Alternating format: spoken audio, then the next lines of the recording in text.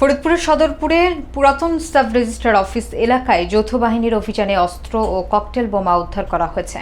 গোপন সংবাদের ভিত্তিতে সেনাবাহিনী ও পুলিশের সমন্বয়ে এই অভিযান পরিচালনা করা হয়।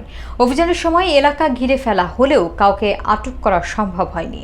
উদ্ধারকৃত অস্ত্র ও বোমা নিরাপদে হেফাজতে নেওয়া হয়েছে। সাজ্জাদ হোসেনের প্রতিবেদনে দেখুন বিস্তারিত।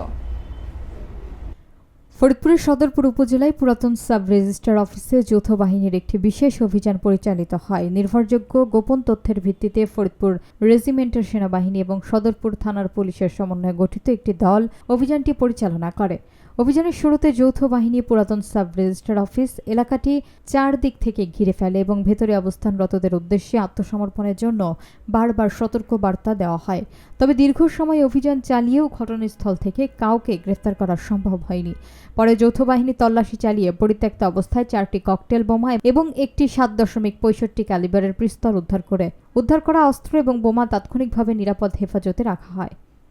আইনশৃঙ্খলা বাহিনীর পক্ষ থেকে জানানো হয়েছে, উদ্ধারকৃত এবং বিস্ফোরক কিভাবে সেখানে এলো এবং এর সঙ্গে কারা জড়িত তা খতিয়ে দেখা হচ্ছে। এ ঘটনায় এলাকায় আতঙ্ক ছড়িয়ে পড়লেও অভিযানের পর পরিস্থিতি স্বাভাবিক রয়েছে। যৌথ বাহিনীর পক্ষ থেকে এলাকায় নজরদারি জোরদার করা হয়েছে এবং তদন্ত কার্যক্রম অব্যাহত রয়েছে।